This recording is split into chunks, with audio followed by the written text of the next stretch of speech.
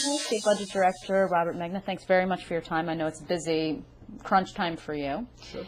There's been a lot of discussion about a government shutdown, a lot of discussion about how no one really knows what that would look like. Are you any closer to knowing what that might look like at this point? Well, first thing I'd like to say is, we're doing everything we can to avoid that. Of course. Because it would be, a disastrous situation. But we've been working with our commissioners. We've been working with folks on the second floor, all the staff here at Division of the Budget, to try to think what we would have to do in case we had to close government down in case the bill does not pass on Monday. There's never been actually a situation where this has happened before. Not to my knowledge, and I've been around for a while, but I don't think we've ever been in a situation where we were actually contemplating how we would shut government down. Governor Patterson, talked today about chaos and anarchy, and really, is he overstating it, or is he serious? I mean, could the prisons be closed? Could the state police stop coming to work? Well, again, I think we're trying to prevent that stuff from happening. I think our first concern is the health and safety of New Yorkers. So I think we're working on a plan where we would try to guarantee the health and safety of New Yorkers by making sure that the prisons stayed open, by making sure the state police were still on the roads, by making sure that persons concerned directly with the health care of individuals were still on the job. But to do that is something that we're still working out the details for how we make sure that happens. But I think the governor's right that even keeping those folks on the job, there would still be a lot of chaos out there because, there's a lot of services the state provides that aren't health and safety related. And I think we're going through and deciding, DMV offices would be closed, lottery, wouldn't be operating, the tax department wouldn't be operating. So things like that would lead to, lots of, potential problems. So health and safety, we're trying to make sure we're covered.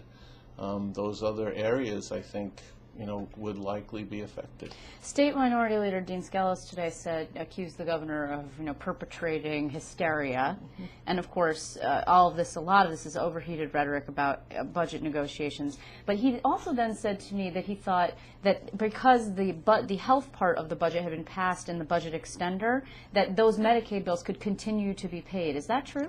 Well, Medicaid bills, I think, can be continued to be paid, but the health department budget, for example, was not passed as part of that. So there'd be no one to administer the Medicaid bill? Well, no, there would still be. I mean, Medicaid payments, I think, would go out, but that's local assistance. So right. I think the local governments should be clear that they're going to get their, Medicaid payments and their reimbursements through us.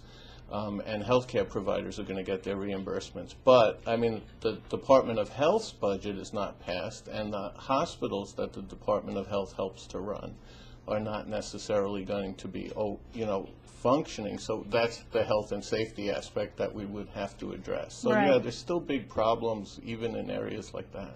Is it also, this to suggest that it's hysteria, also suggests that it's in some way irresponsible to scare people this way? I mean, we are talking about a political situation where every, hour it switches. Senator Diaz says, yes, he is going to vote for the extender. Then he says, no, he's not going to vote for the extender. So Dean Skelos says, yes, he is going to play ball. Then he says he's not going to play ball. So it's unclear. And does it frighten people unnecessarily to raise the specter of this problem? Well, I think it's only responsible on our part to raise the issue about what happens if an appropriation bill isn't passed, and I think we're trying to be responsible about it. We're trying to work to minimize the problems to health and safety of New Yorkers, and we're trying to get a bill passed. So we're doing everything we can to ensure we get a bill passed. But I think the governor's point has been very strong that, we're into 10 weeks without a budget.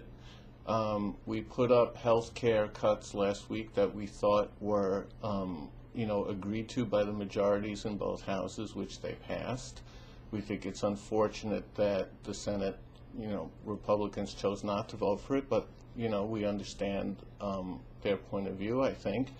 But we're just trying to push the budget process along. So we're going to include some further cuts that we hope will be agreed to by the majorities in both houses, and we hope the minorities in both houses in the next extended bill.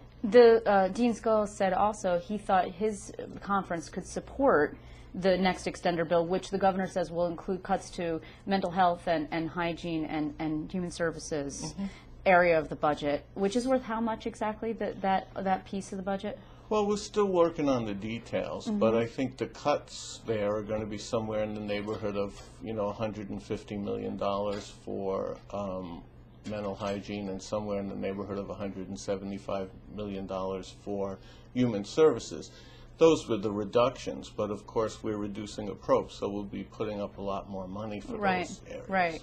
But when Skelos says, when the minority leader says, okay, if you can actually cut more, I'm there. Is that a possibility? Because they put out this laundry list today of additional cuts that could be made, somewhere in the $750 million range. Is it possible that the governor actually will take him up on that offer? Because then you buy yourself some insurance, actually, with the Republican votes. Well, we're looking at his list, and I think he even said this in his statement, but if you look at his list, I think over $400 million of his 700 is cuts that were in the executive budget, which are cuts that we are going to include, or a large part. So we're glad that he agrees with those, and we think that's a reason for him, to seriously think about voting for it. Now, the additional cuts we'll look at in some areas, we think we actually have already addressed some of those extra areas that he puts on there. So, hopefully he can be comfortable with voting for it. This actually is really an amazing thing that you guys have done, the insertion of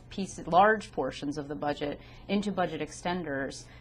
It's unprecedented, and there has been the suggestion by certain members of the legislature who are concerned about the balance of power between the legislative branch and the executive branch. Do they have a point in terms of setting up a dangerous precedent going forward? Well, I think the governor has said from the beginning this is not the way to do a budget. Right. So we certainly agree with that. I think we felt we had to move in this direction. The governor felt we had to move in this direction because we really weren't getting anywhere.